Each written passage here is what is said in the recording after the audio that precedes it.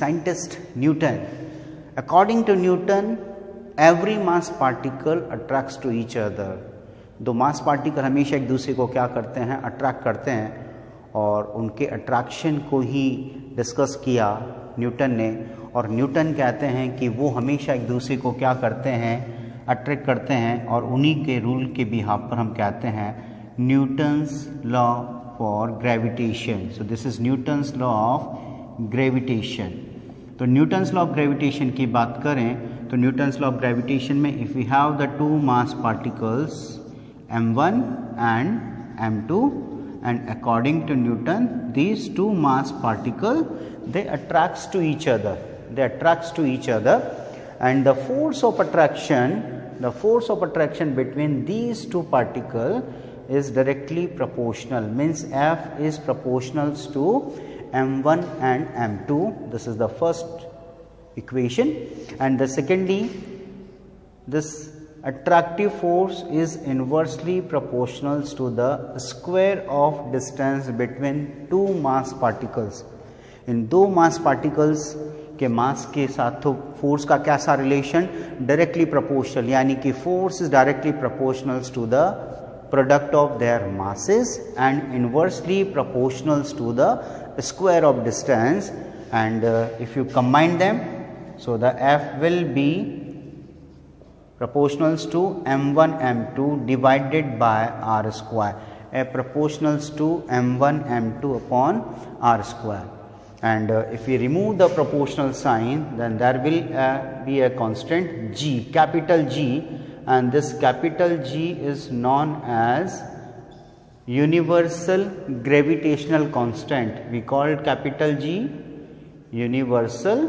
This is universal gravitational constant. और अगर हम इस कांस्टेंट की बात करेंगे तो G को आप क्या लिख सकते हैं, the value of G is 6.67 into 10 power minus 11, और अगर हम इसका यूनिट मेंशन करें तो G को आप सेपरेट करोगे तो F into r square means newton into metre square, and divided by mass square means kg square. So the value of G is 6.67 into 10 power minus 11, and the unit is Newton meter square upon kg square.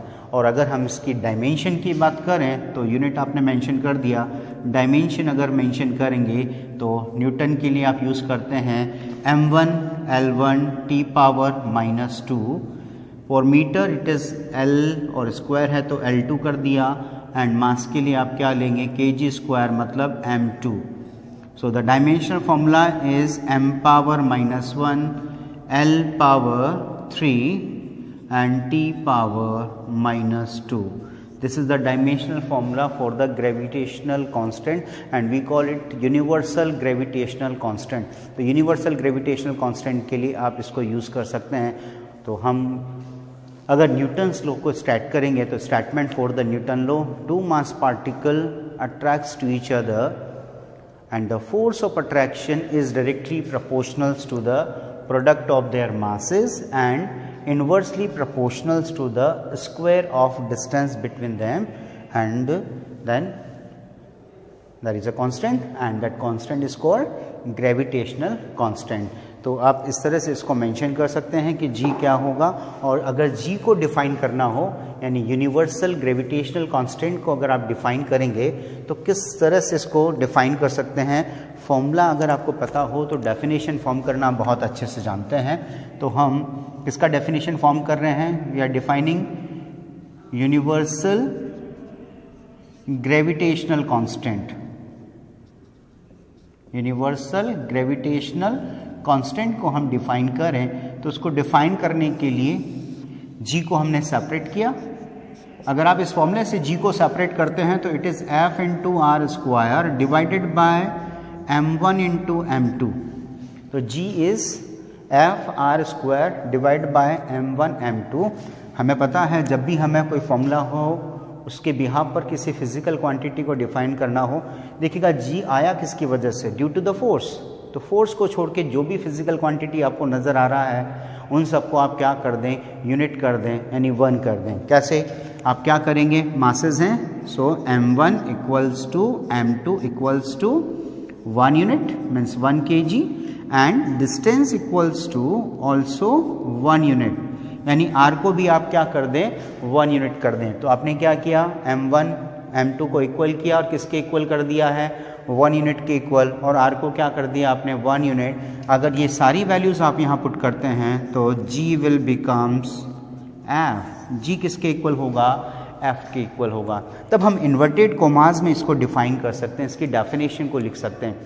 क्या definition form होगा, universal gravitational constant is equals to gravitational force between 2 unit mass particle separated by a unit distance. Universal gravitational constant is equals to gravitational force between 2 unit mass particle separated by a unit distance. So this is universal gravitational constant. हम इस तरह से इसको define कर सकते हैं। तो जब भी आपके पास कोई फॉर्मूला हो, उस फॉर्मूले के बिहाफ पर आप डेफिनेशन बनाना आपको आनी चाहिए। तो ये g के बिहाफ पर आप इसको शो कर सकते हैं। तो Newton's law of gravitation plus हमने बात की किसकी, जो कांस्टेंट हमारे पास है यूनिवर्सल ग्रेविटेशनल कांस्टेंट, जिसका वैल्यू आपने देखा दिस इज 6.67 इंटू 10 पावर -11।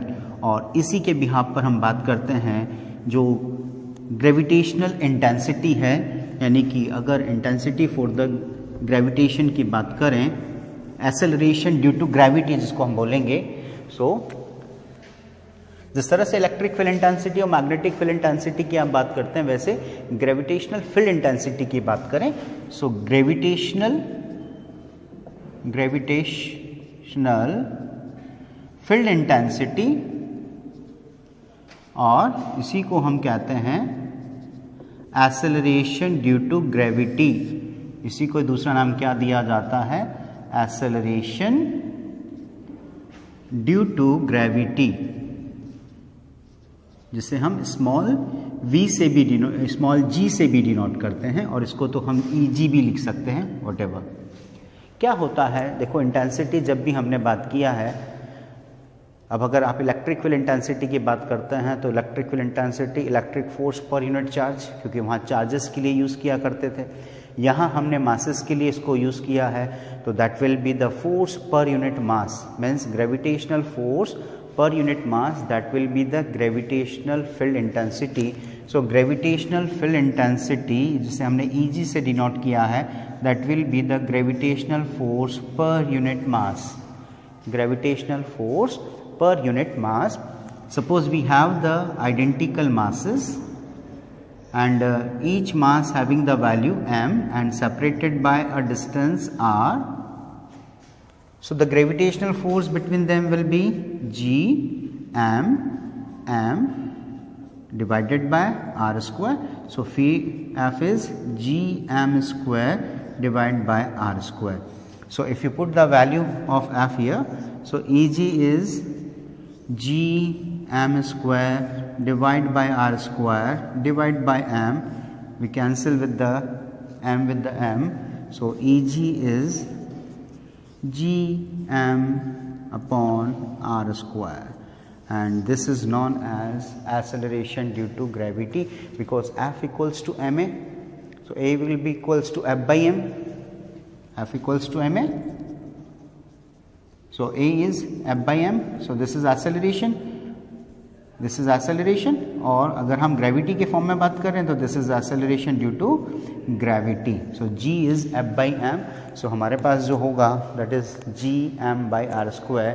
और अगर आप ये कहाँ बात कर रहे हैं, अर्थ सरफेस पे बात करते हैं, तो जब भी हम अर्थ की बात करते हैं तो ग्रेविटी वर्ड यूज़ करते हैं। तो यहाँ जो डिस्टेंस होगा किसी भी दो बॉडीज़ का, तो उस पर यूनिट मास पर अगर फोर्स फाइंड आउट कर रहे हो तो ये फॉर्मूला हमारे लिए क्या हो जाएगा, g will be equals to G M by R square, यानी r को आप क्या कर सकते हैं, small r will be equals to capital R in that case.